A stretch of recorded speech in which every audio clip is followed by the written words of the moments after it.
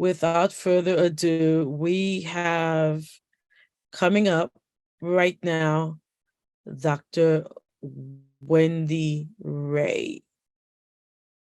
Hello, everyone. I'm just trying to put my video on here. There you are. Hello, hello, lovely Hello. ladies. I wish I could see all your lovely faces. I feel so much more connected when I see your beautiful faces. Yeah. Yes, she does. So those who can turn on their camera, turn on your camera. Just so you know, and I'm teaching my students, I sit here for like 5 minutes until everybody puts their cameras on. Look at these lovely faces. I feel so much love when I see you all and see your beauty and realize just how beautiful it is to be in the presence of all of these lovely women. It's amazing. Thank you all for being here. I appreciate you. I do feel blessed. Yes. Well, I am just going to tackle dealing with the psychological effects that happens when we're dealing with inequity and women. I think quite often we tend to focus on racism and inequality on a whole, but I think genderism is huge. I remember Oprah Winfrey had said, she doesn't have to worry about inequality on that level. But when she goes into a boardroom, every time she hits that room, she recognizes she's a female. And so I think quite often we fight for rights and we do a lot of these different things, but we have not quite understood how impactful it is to our physical, mental, and emotional well-being and health when things are just not equitable. And so we want to talk a little bit today, just comprehensively. And I know some of the other speakers will tackle some of the bigger issues. I'll just quickly try to paint a narrative for you as to what, at this stage of life, my theoretical outlook on gender is in comparison to historically, biblically, and where we're at now. And most importantly, how can we take care of ourselves? And what can we do about it together collectively? Because there's power in numbers. It's a lot of power in numbers. And I think we don't quite realize the importance of sisterhood in creating change. Okay, so let me share my screen. This is always a wonderful part for me right here. All right. Let's see. Access to do that. I'm always working on 1,000 things at once. So please, ladies, don't. All right, let's see. Here. Let's do templates. Sorry, guys. All right, let me present. All right, can you all see my screen? Okay. Yes. Okay, wonderful. All right, one down, one to go. All right. So the psychological effects of inequity on women. And just by a show of hands, how many of you feel like you've experienced some level of genderism, inequity, just because you're a woman? Okay, I see Francis. I see 4, 5, 6. Yes. Yes. And I think we don't, again, talk about it enough. I see Ketsia. Hello, my friend. Priscilla, Laura. Yes, this is, again, huge. And I'm probably going to share some things that you've probably never thought about it in this aspect. But I just want to plant these seeds and for you to just think about. So what we're going to deal with today is we're going to deal with the introduction. I'm going to give you a little bit about my backstory as to how diversity and equity and these things have become such a big issue on my radar. Understanding and embracing history, because we have to know where we came from to know where we're at today. The psychological effects of inequity on women, as we just discussed. What do we do about it as women? And how do I take care of me? Self-care is critical. Okay. All right, let's go ahead and get started. So an introduction, okay, Dr. Neasley, Doctor, oh, that must be in the future. Pastor Neasley already gave you an overall introduction, but I want to tell you who I am as it pertains to diversity and equity. So this has always been a passion of mine, right? Because I've just never been one. I've always been more outspoken. I always pay attention to systems. Ever since I was little, I paid attention to systems, how systems operate, how systems treat people, who gets ahead, who doesn't, who are what I call champions on the inside that can help you to get ahead. We'll talk a little bit about that. And why some people are getting ahead and some people just continually be victimized. And so my backstory is when I was doing my internship and my clinical internship, I remember the VP, a tall, white, Caucasian male, about 6'3". He was very intimidating to me, not just because of his size, but because he wasn't very friendly. And I consider myself to be a very friendly, jokey, kind of interactive person. And I remember one day, a very simple thing happened. Well, it wasn't simple.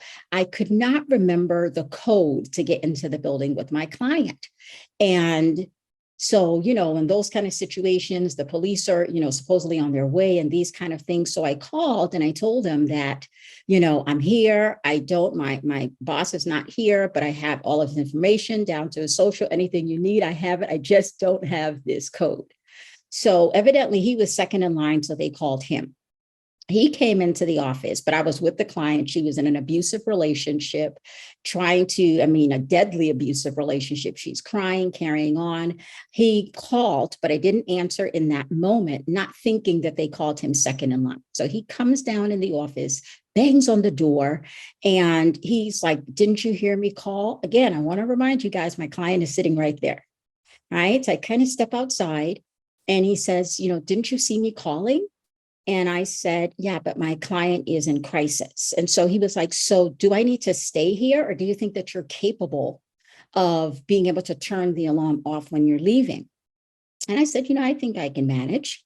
And he said, "Well, what happened? Should you be here on the weekends by yourself?" And this guy would not stop. And my client is there. I'm extremely embarrassed. He is not stopping. He is scolding me like a kid.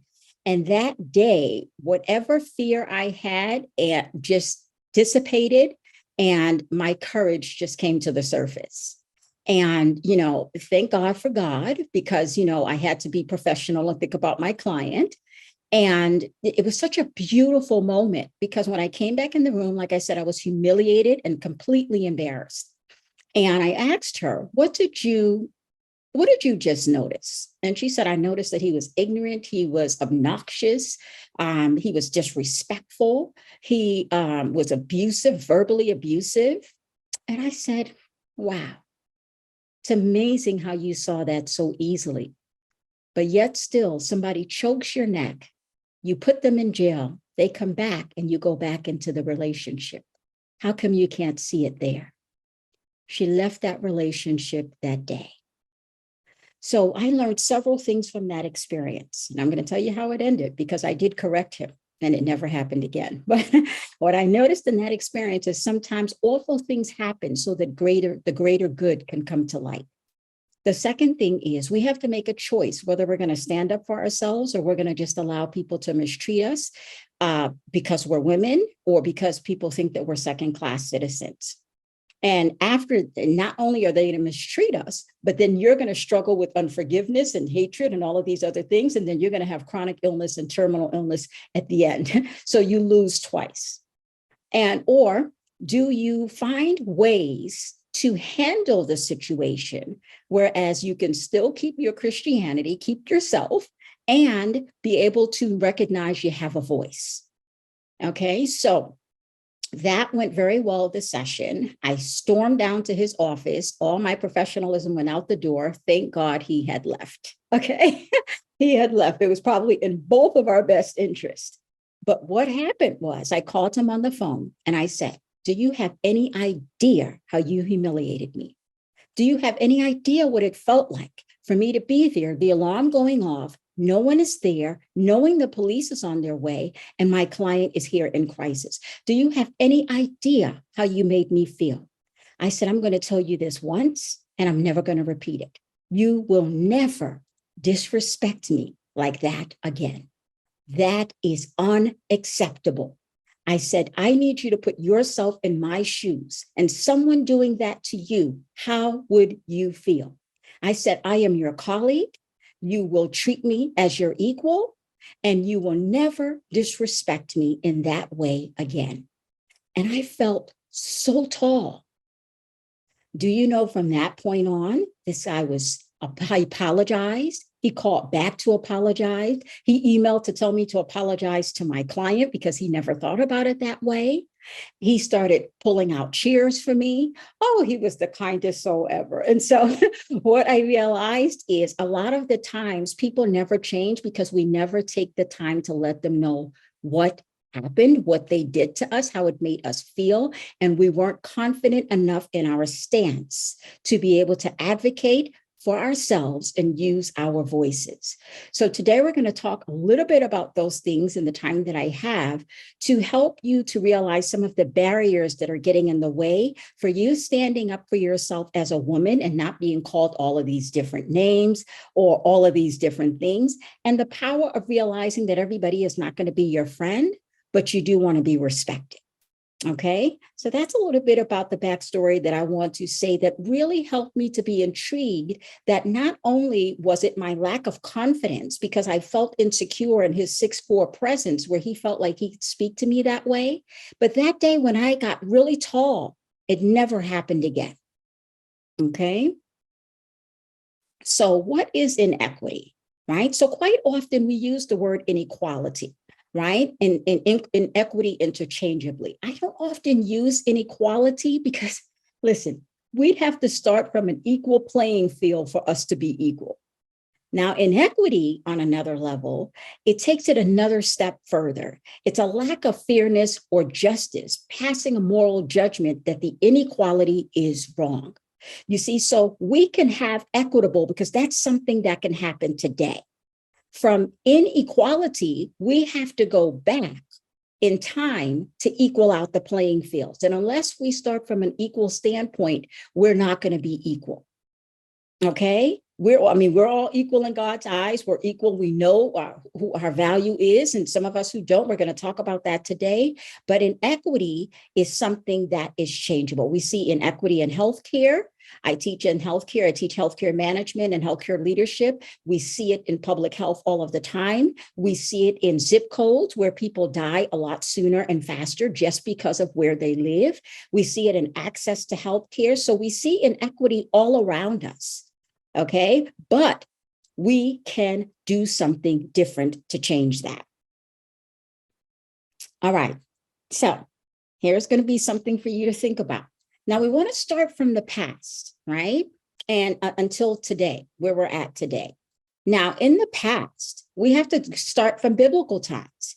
And many of us realize that women were at one point considered property, right? You had no real individuality outside of being a wife, having boys so that they can be the heirs, and you actually being recognized as someone who matters. Your value was in your husband, right? Even though when God created Adam and Eve, he created them equally, right? It's sin that started creating all of this confusion. Okay, but if you look back in history, while many pastors don't talk about these, and we know a few of them because they're very, very well spoken about, but they never look at them in the insight that we had women leaders who were equal and doing a lot of the same great things that men were doing from the beginning of time. We have Esther, who became a queen. She saved the whole Jewish race. We had Ruth, even though she took what I call a one down, she could have left her mother-in-law and went on her own way and did her own thing. But she came, helped her mother-in-law to not be poor and just be this widow with no husband and her son's gone. And she ended up going in the field in a servant way, got noticed and got married. right? We got Deborah, the judge. How are these women becoming so powerful in a time where women didn't even have a name outside of their husbands, right? We have Abigail. She was the negotiator. She had a foolish husband, Nabal, who, almost got killed by David because he refused to, be kind to David and his men. And then she ended up using her negotiation skills to keep him alive until he caused his own death, and then ended up marrying David. So what we do know is that even in the past, biblically, women were considered second-class citizens. And even though Christ died and came for us, and laws have changed, somewhere along the line, a lot of religious institutions and stuff refuse to accept that women are equal.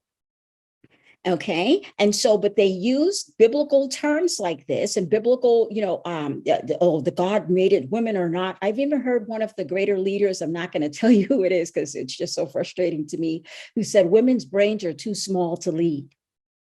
Right. And that just doesn't make sense. It's not scientific. It's not realistic. And we have to understand in any other group race, such as in the Caucasian race, they are intimidated and insecure because they are no longer going to be the majority. It is no different than how men feel with women. Men are realizing that women are able and capable to take on these roles. They do it well. Some of the best leaders in the world are women, and they get the job done because they have great emotional intelligence. So we want to realize that we don't want to take the narratives that make us feel like second-class citizens. We don't want to make ourselves feel like, oh, we only have to pray and we can't do anything about it. Because what's happening is we are getting sick. We're getting sick. And a part of it is we're not standing up for ourselves, and we're not understanding the psychological effects that not speaking up for yourself, and especially knowing how to do it. It's not just what you do, it's how you do it to be heard. Okay, so history. Now we go back to slavery, right? Which has had all kinds of post-traumatic stress disorder strains on the family unit generationally. 1619, the slaves were brought to America. And we recognize that at one point, we were considered 3/5 of a human being. 3/5, not even a whole person, right? This created a huge discord between the Black families simply because now women of color are perceived as too strong. That is the only way the families could be held together at that time.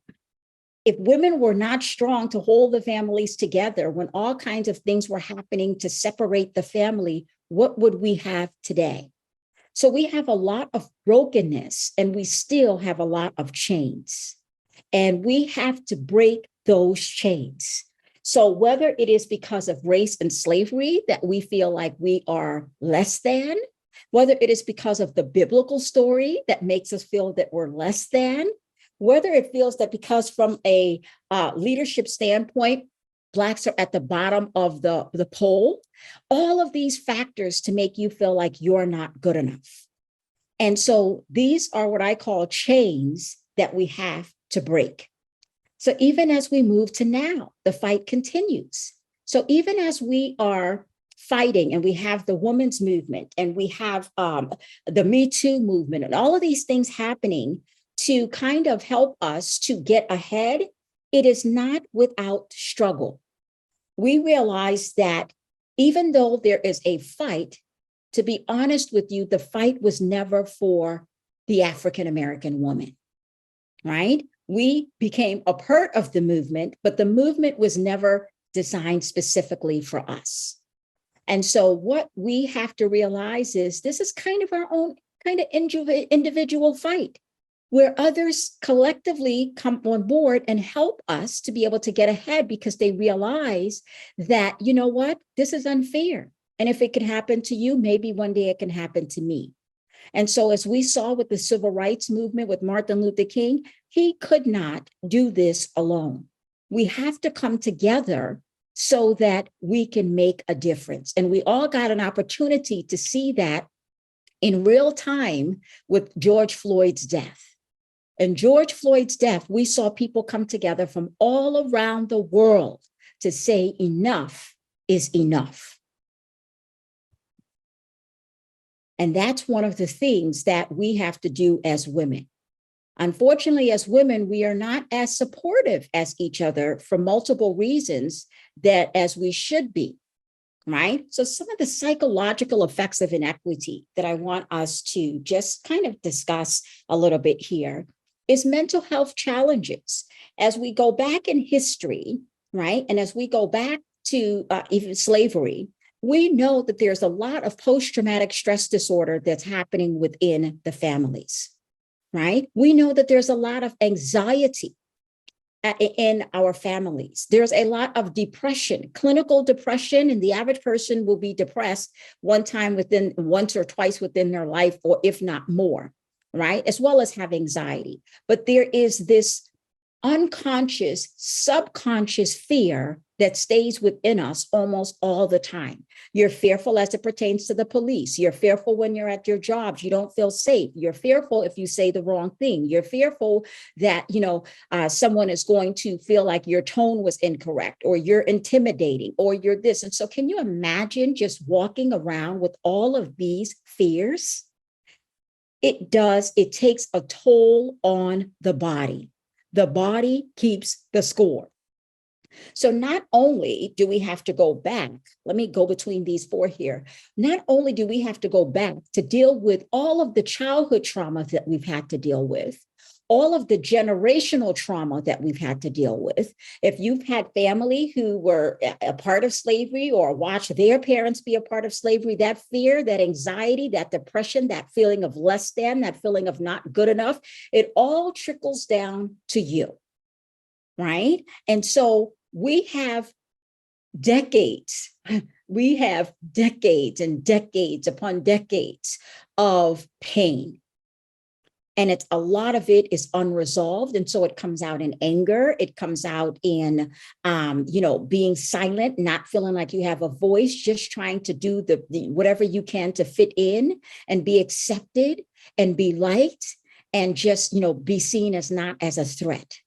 Right? But they've done studies, right? And we know that even though Black women are less likely to, Black women are not the highest to actually get cancer, but they're 40 times more likely to die from it. 40 times more likely to die from cancer because of all of the racial, the discriminatories, and the health practices, the way that people make you feel, the microaggressions, it's in your mind, the way that people don't listen to your stories because they feel like either you don't know what you're talking about or you're overreacting.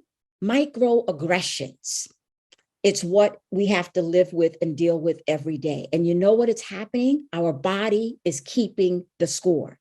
So every day when you go out there to fight that hustle, and you have to realize and feel like you're not good enough, or someone is, sitting here making you feel like it's in your head when you do share that you've had an inequity or something has gone wrong. It causes a lot of pain. And what we do know through UCLA's research on rejection, right? The pain that we're experiencing is rejected. We don't feel like we belong. We're still trying to figure out, where do we belong? What we know through the UCLA study is that when they have actually did brain scans, they recognize that pain, the same part of the brain that lights up for rejection, lights up for physical pain. So they did a study where the kids were throwing the ball at each other, and they strategically said, don't throw the ball to somebody specific. By the time they started and finished that study, the person felt so less than and not valued and not important because they never received the ball, that the actual brain waves changed. And that brain waves, whereas it shows pain, is the same part that lit up for rejection. Can you imagine going through that level of rejection 5 days a week on your job? Can you imagine going at that rejection? You're going to the supermarket, you're a neighbor, someone's calling saying that, oh, a suspicious activity is here. A police officer pulls you over for this. So you're constantly walking around in fear, anxiety, depression, and PTSD. Okay. And so while the body is keeping the score, right, women are ending up with breast cancer at enormous rates and numbers. Women are ending up, having high blood pressure. Women are ending up having mental health problems. Women are gaining a tremendous amount of weight, right? Because eating becomes a way to ease the pain, right? We are struggling with a lot of addiction, maybe slightly different to men, but we're not that far behind, right? We may have a shopping addiction, they may have a porn addiction, but we go to something else to try to alleviate that pain that we are experiencing, right? And the pain is real. But what happens is that people are telling you, and then sometimes if you have friends of different cultures, they're like, oh, you sure you're not overreacting? You sure it's not in your head? You sure you're not being too sensitive? And so you're always having to prove that what you're experiencing, it's not just a fairy tale in your head. It is actual real. And one of the things I do is always do a process of elimination. I ask myself, if there's Black men in the room, right? Okay, and they're getting along. Well, this isn't necessarily about race, right? If there is, if I'm the only Black woman in the room or something like that, then I may sit here and say, I wonder if this is genderism and I was calling it racism all of this time, right? And so quite often you try to have a dialogue, you try to speak up, you're getting cut off, you feel like your voice is not there, and you have to kindly be confident and say, thanks so much for sharing that point. Is it possible that I can finish my thought now? Smile. You don't have to be intimidating, right? Someone steals your point. You say it, no one says a thing. A male comes behind you and say it, and everybody's saying, oh, great answer. So right. You're so right, John. I would say, thanks so much, John, for seeing things the way that I see things. So glad we're on the same page here. Right? So these are nuances that are happening all the time. These nuances are causing your body to keep the score. Right? And so there's a whole book called Your Body Keeps the Score, right? And it talks about trauma in multiple different facets of ways, right? Starting from our early childhood drama. And if you have never taken the ACE, Adverse Childhood Experience score, which is the easiest site is the www.numberstory.org.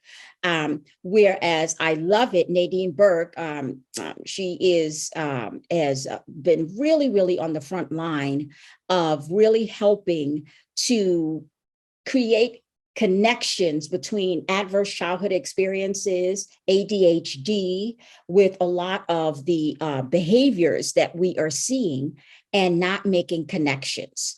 Right. And so when you take this number story, it says that, if you grew up in a household with these 10 different factors, the more factors you grew up with, the more likely you are to lose 20 years of your lifespan. And those kind of things is you've had early death in the family, alcoholism, you've seen violence in the family, sexual abuse, physical abuse, emotional abuse, neglect. Right. And so there's 10 factors that they look at. So in addition to you dealing with your adult genderism and inequity and racism, you have to think about how the body is keeping the score for all of the things you went through growing up. And so you combine those factors, and now you can understand why chronic and terminal illness can be at your door at any point.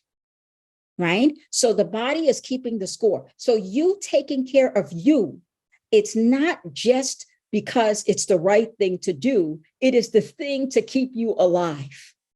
So you got to pick and choose your battles. You can't fight everything, but you can't afford to let everything go either. And so one of the things that's so critical is that we learn the power of written and oral communication. We have to learn how to advocate in a way that people can hear us and understand us. We have to learn the power of unity coming together. There is power in numbers. When I was an elementary school teacher, the way parents got things done is they came together and they went to the board. Even when we look at Martin Luther King, the movement with Rosa Parks, people don't know that was very strategically done. There were other people who came before Rosa Parks to do that, but they didn't have the right pedigree. They didn't have the right skin color. One was a single mother. And so she came from the right family, the right skin color, the right pedigree. So they said, we think that this is going to start the movement. So you have to recognize the power of coming together to see, hey, is this in my head? Am I the only one experiencing this? Is this a personality issue, or is this happening to all the people of color, all the women? And, what can you guys do collectively to come together? Because once again, I'm staying on this screen because I want you to realize that we are already up against mental challenges just because of our early beginnings. And everybody, the majority of people have had some kind of trauma in their early beginnings. And whether you have moved it out of your conscious, it still stays in your subconscious. And so when you have the challenges, it becomes mental health challenges if unresolved. Okay, and we're going to talk about some of the ways to resolve these things because you can't afford to keep it with you, carrying and torturing you for the rest of your life. Remember, your body keeps the score, and the higher the score is, the more likely you are to get chronic and terminal illnesses. Okay? So know what you're up against, know your adverse childhood experience scores, know how to manage trauma, right? Because the trauma that we're talking about is complex trauma. You have acute trauma, which is one incident or one scenario. You have all different types of trauma, right? Trauma due to violence, racial trauma, right? We have trauma due to disasters. We have trauma due to bullying. But we're dealing with complex trauma because this is something that's happening over the duration of time. Right? It's multiple incidences and multiple facets that's causing us to be worn down. Okay, let's go again. All right, so now, great question. What do we do about it? What do we do about it? Okay, so this is so important. The number one thing that we need to do is we need to increase our emotional intelligence. We need to increase our emotional intelligence. At one point, they thought that IQ was what made you the best person, the best candidate, the best this. But now they realize that EQ, your ability to manage yourself and be able to manage and understand others, is key. So the first aspect, they've studied over 500 organizations, and the best leaders in the world have mastered these 5 things. Number one, your ability to be self-aware, to know thyself, know what's going on with you, know what your emotions are experiencing, know how you're feeling, know what you're up against. Your ability, number 2, to control yourself, self-control, regulate your emotions. We cannot afford to have slip-ups where we're going off, carrying off on people, because then we'll always be labeled the angry Black or the angry woman. Right? Oh, she's too emotional. She can't be a good leader. She doesn't know how to manage herself. So managing our emotions are critical. Your ability to self-motivate. We can't walk around always expecting everybody to be your cheerleader, because at the end of the day, you have to motivate from within, right? You're not doing this because everybody else is making you feel good. You're doing this because you're called, you're chosen, you feel like this was what you were supposed to be doing, and so you do it and you do it well. Number 4, you have to have empathy. And sometimes women quite often may have a little bit too much empathy to the point where you get dogged out. You've got to take care of yourself first. I am really big on self-care, because if you are not good for you, you're not good for anybody else. And your ability to be able to manage social skills and people, right? I want you to hear this clearly. You need to be likable. You don't need to always be liked, right? Leaders is not worried about always being liked, because you rather be respected. You want to be likable, approachable, reasonable, right? But you don't necessarily have to be friends with everybody.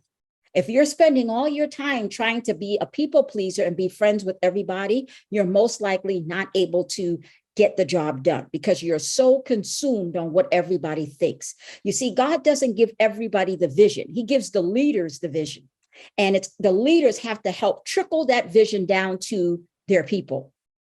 Right. And so again, you've got to be able to have the ability to self-reflect. You've got to have the ability to regulate your emotions, self-regulate, self-control. You've got to be able to self-motivate, have empathy, and also social skills. Another thing that's so important that we can do collectively, as I briefly mentioned it, is that we need to learn to come together. Some of the bosses that I've had that's been the worst are women, and I'm not quite sure what that's all about. But I think because they're in a man's world, they feel the need that they have to be harder, right? And my thing is, I intentionally put my flower in my hair for this talk today, because I don't feel like you have to be a man because you're in a man's world. You can still be a lady.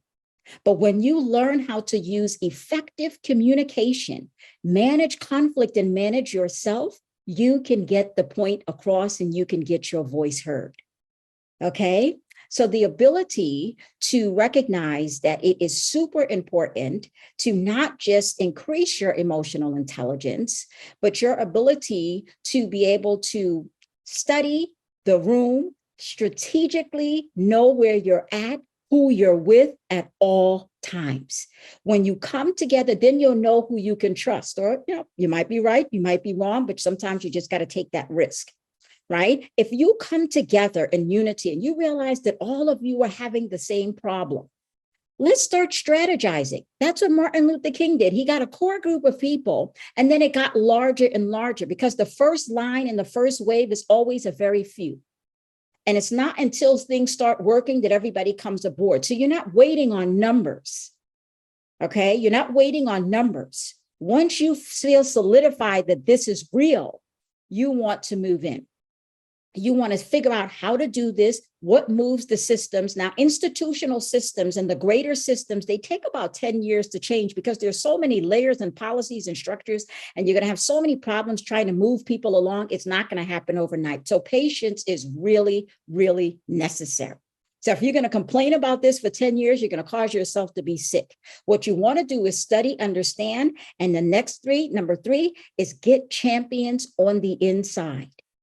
Champions is what I call them, champions on the inside. Everywhere I go, I study the champions on the inside. So whether I get a female white mentor who I realize has moved through all the systems, I get a white male mentor, I find out a Black senior person who I know will advocate for me, or a senior woman, I find out who's my champion on the inside that I can trust, that I can share with, that can help me to move along. Because wherever I go, I need things to move along. Right? So it's important to know who are the champions on the inside. Who can I trust? Who can I share this story with? Who's not going to throw me under the bus? Right? Because then if they're throwing you under the bus, now you're coming home with more stress. And again, remember what I keep saying, your body keeps the score. Right? So you want to be able to ally with people who will ally with you. Okay, that's super, super critical and super, super important. And a part of that is your ability to orally communicate and written communication. Ever since I was little, I had a best friend. We would go to dictionary.com and we would study words every day. We'd study a word of the day and then we'd share it with each other. Because it's important for people to be able to not sit here and say, oh, she doesn't even know how to speak, or she doesn't know. When you speak, you want to speak with confidence so that you can be heard. You want to do your research. You want to see if any other exceptions has been made. I've gotten ahead so much on exceptions that they say, oh, no, we don't do that here. And I'm saying, well, that's funny because my colleague said you made the exception for her. So I was just wondering, curious. Right? I'm being curious. I'm not being intimidating. I'm just wondering how come she got the exception, but I can't receive the exception. That's interesting. I guess we can make the exception one more time. I'm guessing you can. So at the end of the day, Don't be afraid to ask questions. But your goal is not to be angry, belligerent, and demand it. Your goal is to make them think so they can realize their own inequity in the situation, not you. Let them realize it by your curiosity and your questioning them, right? This is a very strategic game. For many of you who are saying you don't like to play games, this whole life, this whole race, this whole gender thing, it is a game. And you've got to play in the game if you want to win the game. Because they don't care about you, but you have to care about what they do. Because you've got to take care of you. They will sabotage, they will try to minimize, they will try to use emotionalism against you. You can't keep your emotions intact. You're not strong enough. You're too weak. You're not respected. And so this is why it's important for you to recognize that you have to show up with your game face and be ready to not let what people say feather you. Because if everything somebody says is going to have you to be emotional, you're going to struggle for the rest of your life. You've got to realize that you have a person above, our Heavenly Father, who always has your back, and he knows what all the outcomes are going to be. So you need to be in prayer and be still, be fasting. Sometimes he said some of these things will not be cast out without prayer and fasting. Be fasting sometimes so that you can gain wisdom, clarity, and understanding. How do you move? Or do you stand still, right? But it's important for you to get the right strategy, the right approach, the right people, the right timing to be able to get your voice heard and to be able to get things to change for you, right? One of the things that women don't do well, we don't negotiate well. I'll hit three. We always want to say, oh, everybody did such a good job. Well, if you're up for a promotion, you need to have a list writing down all of the things where you made a difference so that when it's time to advocate for yourself, they can see that you are a valuable asset to the company, right? And it's okay to, say, I'm going to thank the group and all of that. But I'll tell you one thing men don't do. They're taking their credit and your credit. And they didn't even lift a finger. And they're unapologetic about it. So I'm not saying to be unethical, but I'm saying if you did it, be okay, commending yourself that you did it and you did a really good job. So keep a journal, write down the things that you're doing so that when it's time to show that you're a valuable player, you have evidence that you are a valued, important player. Okay, one of the other things that's important is to be friendly. Your tone shouldn't be intimidating. You should be friendly. You have to know when to be assertive versus the idea of being aggressive. Men can be aggressive and get away with it. Women can't. Right? And so again, because everything is going to show that you are that B word or you're this or you're that. And so you can be assertive, but you don't want to be aggressive. And so again, that's the importance of using your communication in a way. A lot of the times when I'm sassy and upset about something, I have to role play with somebody, or I have to write it down and send it to somebody first to see if they get offended, right? And so if you have to do that, right? But don't not do anything because you're like, I can't be bothered with any of this stuff. I'm just going to pray. God is going to fix this. Well, God is sometimes waiting on us because he gives us freedom of choice to do things. Once we've prayed and we've fasted and we've shared with him this burden, what's next, right? What's next? Because he's not going to come down from heaven and just do the things when maybe it's just a conversation that you needed to have, right? So we have to seek wisdom to know when to speak, when to be quiet, when to help and advocate for somebody else, or when to ask someone else to help and advocate for us. This is a real struggle. And when people are intimidated, insecure, feeling threatened, they are going to maliciously do things to sabotage or to keep you down. And the truth is, men feel threatened. We have a huge gender crises going on here. This equity is a beautiful thing, but it also comes with a lot of other issues. With the relationships dynamics are breaking down. Women are making more money than men, and we're not redefining how the household should look from a traditional marriage. We are recognizing that men are concerned. The Me Too movement, where they felt like they can harass their secretaries and these, now they feel like they don't even want to be in the same room with the pretty woman, right? So this may be a reason why you don't get hired, because they're like, oh no, I don't want anything I don't want any lawsuits here. But that's inappropriate, right? They cannot discriminate against you because of just how you look.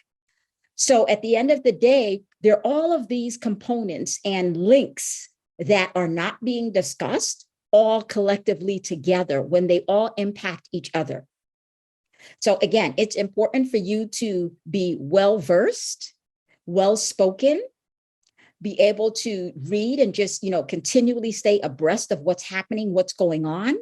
You have to be strategic. You've got to continually, the beautiful thing about emotional intelligence, EI, is it can be learned. So you can regulate yourself. And I know that we all have triggers. We all have triggers. You have to master knowing your triggers. When your heart racing, your hands are getting sweaty, your palms, you have to know when you need to take a time out. You have to know when you need to stop talking, when you need to change the conversation, when you need to come back to it. You've got to know yourself. Because if you don't know yourself, you're going to explode and you're going to do some regrettable things. So it's important for us to recognize that you have to be confident. This does require courage. It does require courage to stand up for yourself, and not everybody is willing to do it. It requires you knowing the facts, knowing your organization, knowing the system that you're in, knowing that, okay, well, this problem took about 3 years to get solved, or that this is more in line with that. Do your research, do your homework, interview. I'm always interviewing people. People came before me, people who are with me. I'm always checking to see what's happening around me. Always know what's happening around you. Don't just be in a bubble in your own little world. Well, I'm just trying to survive and make it home every day. No, there would be no change. We wouldn't be here today if everybody had that mindset, right? Journal, get into the habit of journaling incidences. Journal, because you never know when it's going to come back up and you're going to need it. Journal incidences, journal the things that you do well, journal how you've provided value for the organization so that no one will take your credit.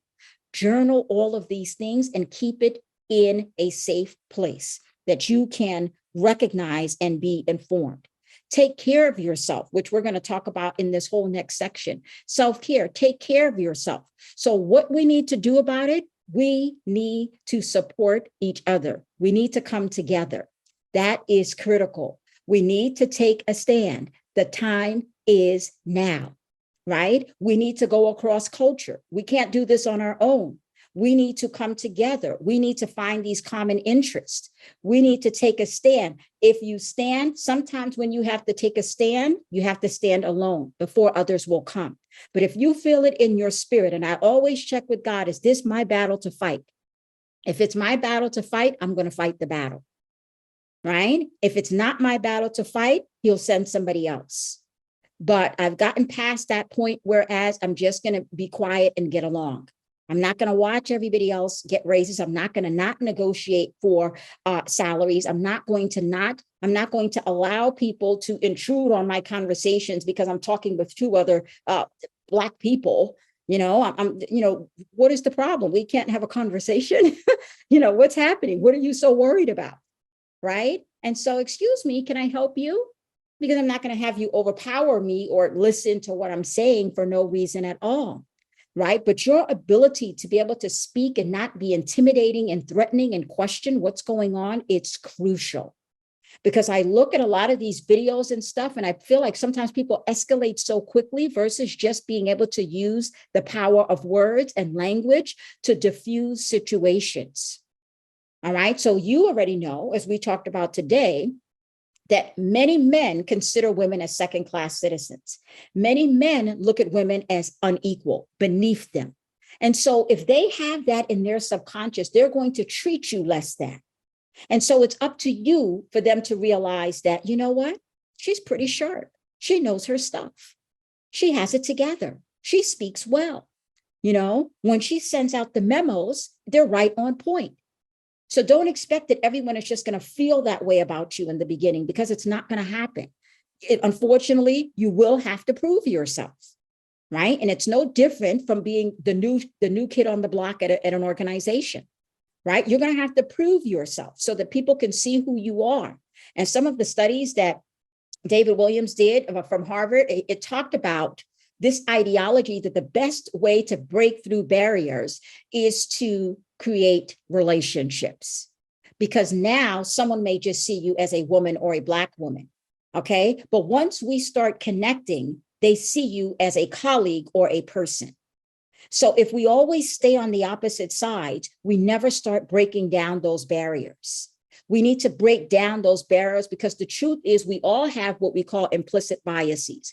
We all have these thoughts about people. We can look at somebody and not like them. It's the weirdest thing, but we do it. Oh, it's just something about them. I don't know. I just don't feel them. Well, what are you not feeling? They haven't even said a word. Yeah.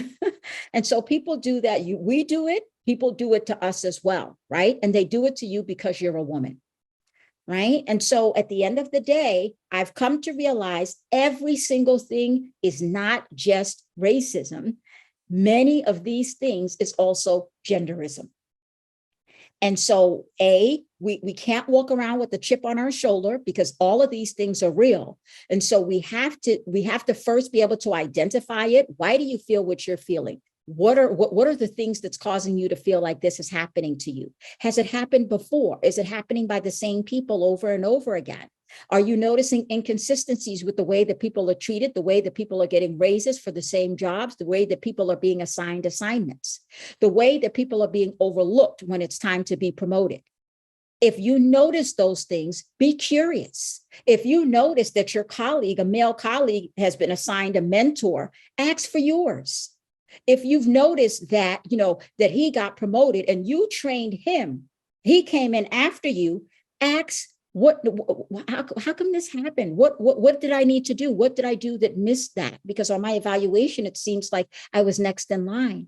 We can't be afraid to be curious. And I love the word curious because kids are curious all of the time. And unless you're just exhausted of answering questions, you're going to keep answering those questions. It's not intimidating.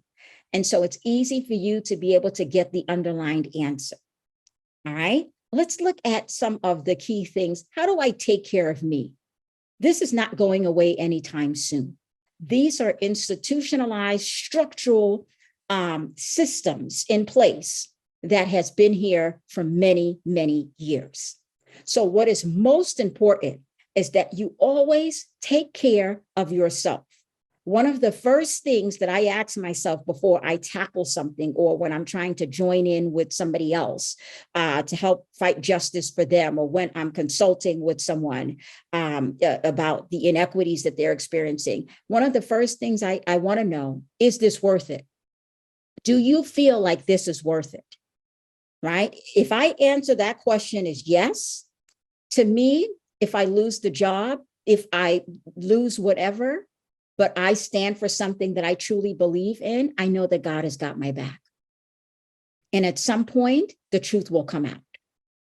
And so the first thing you have to ask is this worth it? Is this big enough that it's worth it? When Martin Luther King, Malcolm X, and when you look at a lot of Marcus, this cause was so worth it for them that they were willing to die for the cause. It was that, and every last one of them did die because of the cause, right? But it was that big to them that even their life wasn't a question because they were so compelled to change history.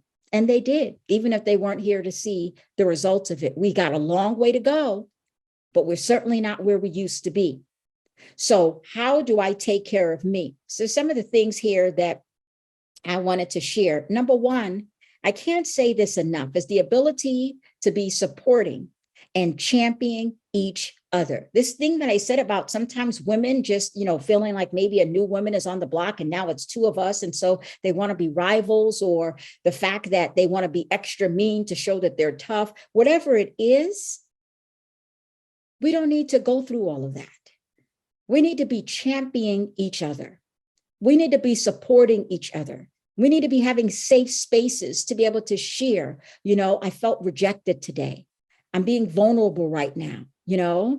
I don't feel like I fit in. I feel like I'm being tested. I'm feeling overtaxed, overwhelmed. I'm feeling insecure, right? And I don't know how to handle this.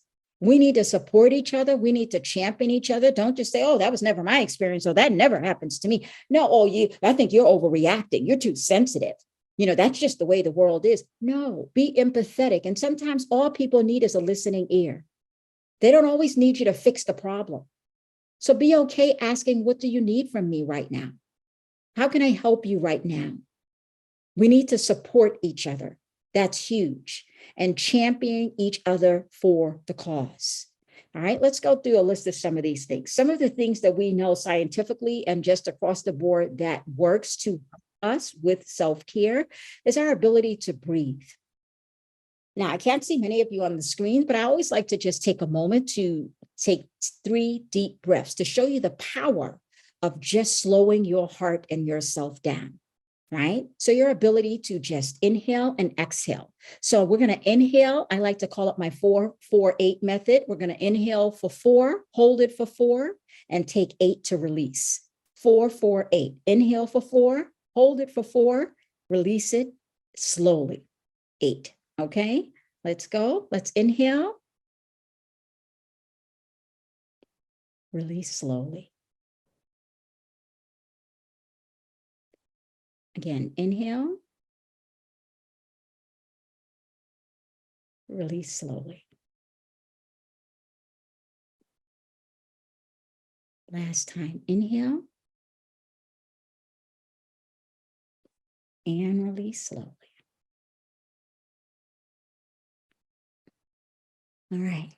So when you're animated, such as myself, you take 3 deep breaths, and believe it or not, it just calms your system, right? So if you're flooded, we call it flooded in the therapeutic world. If you're flooded with emotions, flooded with thoughts, flooded with anger, flooded with feeling disrespected, breathe. Breathe, gain a little bit of clarity so that you can just calm your nerves and calm down, right? New start. I never do a talk without including it when I talk about self-care. Again, in New Start, the acronym stands for N, which is your nutrition. These are the things you can control. These are the things you can control. Before we get to New Start, right, this idea of meditating and just being quiet sometimes. We talk a lot. I talk a lot. We want to sometimes be quiet, right? Sometimes just do yoga stretches. I actually got that from my doctor. Do yoga stretches where you're stretching. We don't stretch in the morning. We're sitting. They call sitting the new cancer because we're sitting so frequently and we're not standing and moving that it's causing a lot of people to gain cancer because a part of our bodies is just moving the joints and the muscles just throughout the day. Right. So they say at least an hour a day you should move, even if you're just sitting there and you're just stretching your different muscles, rolling your shoulders, rolling your neck, rolling your head. Right. You want to just do stretches where you free yourself from just sitting in one spot over and over again.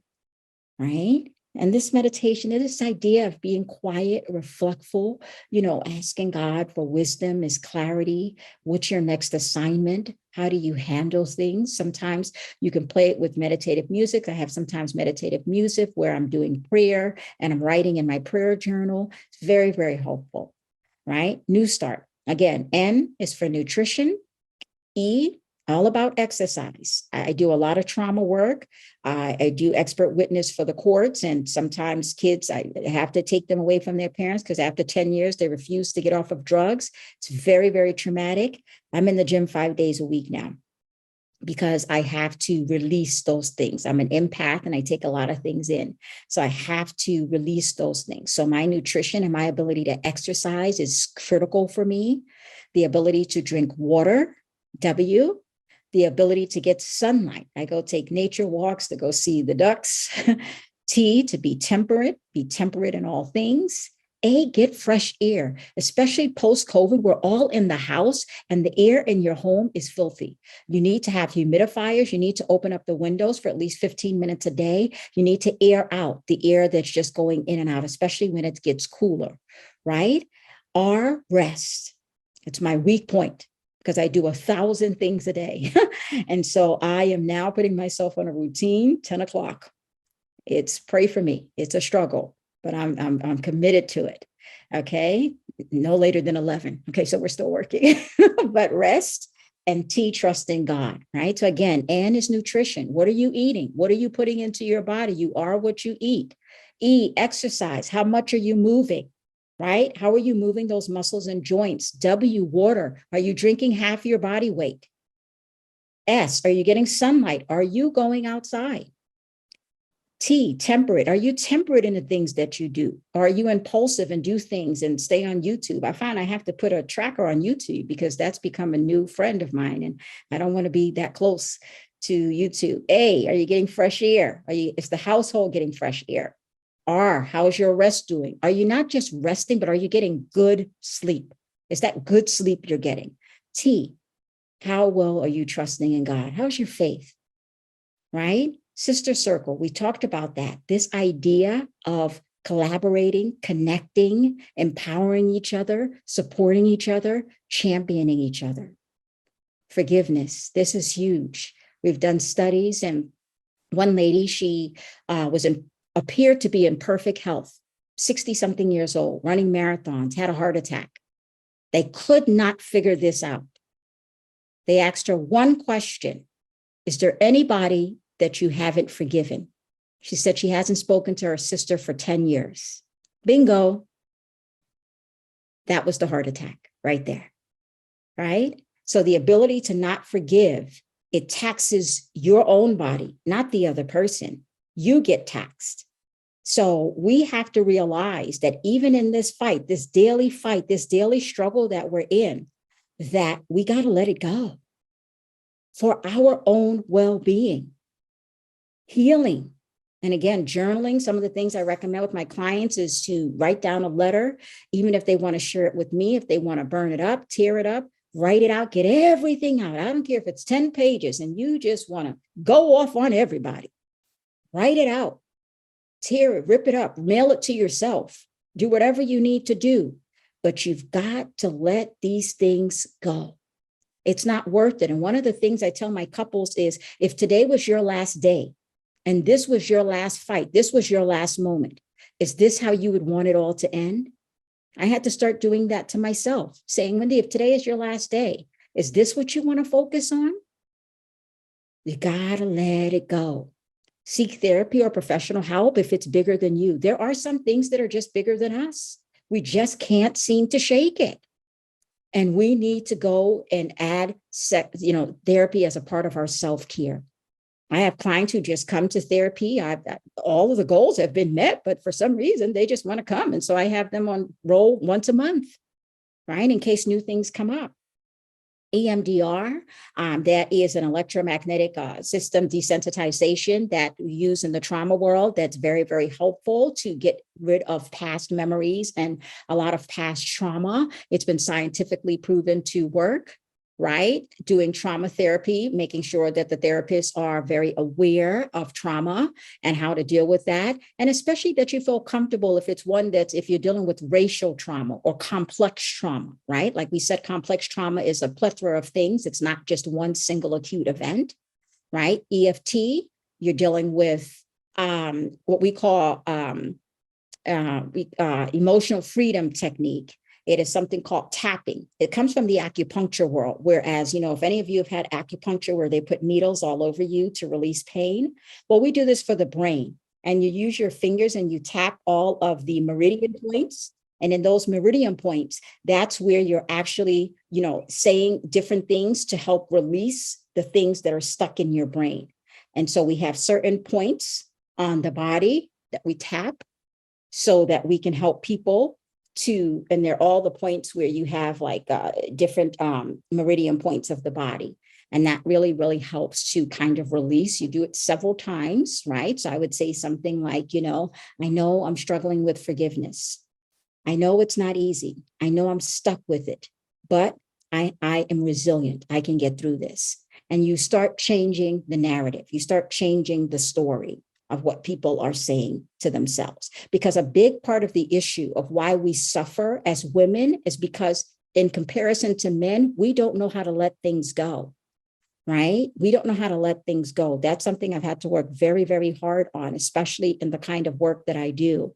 Dealing with a lot of narcissists, and they really abuse their partners, dealing with a lot of, like I said, abusive parents. But because of my whole dissertation being on children and social justice and dealing with parents, I recognize that they're damaged because that's how they grew up.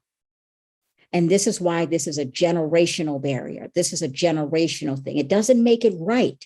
But once we can understand what's going on, this struggle is way bigger than you. It's been here before us. This inequity has been here before us.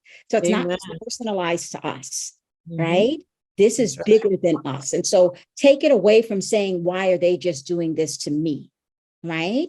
It's been happening before you got here. Right. We need to pray. We need to trust God. We need to learn how to restore it, right? That's a big thing that I use. It's called narrative restoring. I'm helping people to get out all of their emotions, all of their pain, all of their issues, and then create another story around it, right?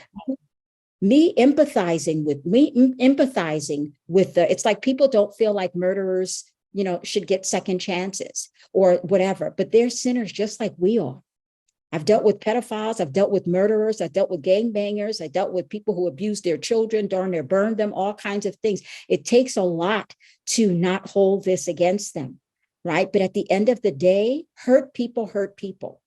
And so when I know that people are going through pain, right? When I sit here on these committees with diversity and equity and these kind of things, and I know that students have told me, I've never had another Black teacher. I've been here for 5 years. It breaks my heart.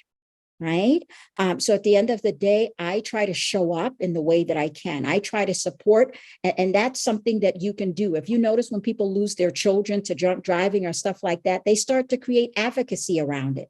That's another tool and another way for them to be able to release, heal, and give back and let it go.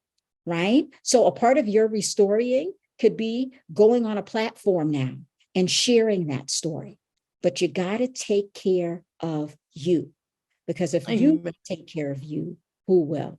And last, I think Lisa has given me the cue. And last but not least, embracing equity starts with yourself.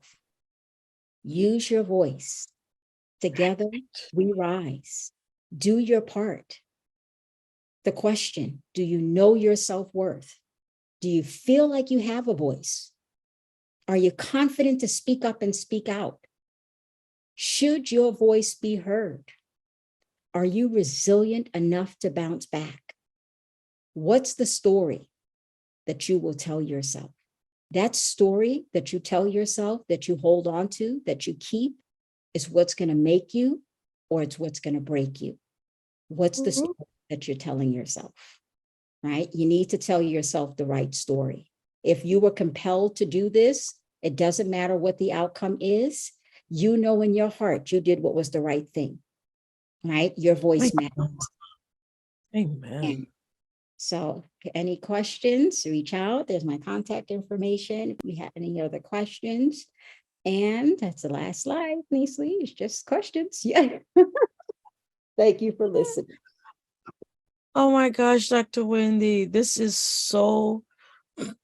just so life-changing. And I believe everybody else on this chat will agree with me that the information you just shared and the empowerment you've just poured into us is life-changing, because sort of like the restory is, to me, probably one of the best things, because it's to understand that, as you know, we shared earlier, we wrestle not against flesh and blood, right? Like this is so deeply ingrained in our society, in our world, in our culture, that it's not just about us. But this is a story that was so perfectly crafted, and it so perfectly permeates our entire culture, that it's going to take time to chip away to break it down, to restructure. But that doesn't mean we give up. That means we do our part while we're here in this timeline, and we just then leave enough behind for the next generation to pick up and keep chipping at it. And then the next generation will come in and keep chipping at it. So thank you so very much. We are not going to have too much time for questions, so we'll just entertain one or two questions, super important questions, because we're going to jump on with Dr. Dwight. However, if Dr. Wendy is going to either stick around or come back a little bit in about maybe an hour, if she can stay, then we could sort of go back to the questioning for her. So Priscilla, did you have a question? I wasn't sure if you were trying to unmute or not, so I did unmute you. Oh, just if we could have the contact information, therapist, Dr. Ray, WRAY, at gmail.com. I put it in the chat for you. Oh, thank you so much for your wonderful message. I want to listen to it 3 more times. Well, listen, I think we will all have to listen to everything we've just heard today a few more times, because my Lord, the wealth of information that you've just shared and every presenter who just shared before is just really, we don't have a reason or an excuse to say we don't know what to do. We cannot say we don't know how to do it, because it's here. It's just a matter of listening, paying attention, taking notes, and putting things into practice. So once again, Dr. Wendy, my sister, my friend, thank you so much. God is continuing to bless you. It's like I feel like you're regressing in age, and I'm a little jealous, because every time I see that you have gotten 5 years younger every time. We need to have a sidebar conversation. I need to know what that is all about. Any questions for you? No, no. Wonderful, wonderful, wonderful. Like someone says, the presentation covered the spectrum, drop the mic. So cute. Yes, she certainly did drop the mic. Thank you again, Dr. Wendy. And hopefully you'll be able to stick around. And maybe for those who are still here, we could have a quick sort of fire around questioning as a panel. This just came to me last minute. So if you can't stay, no pressure. Thank you again.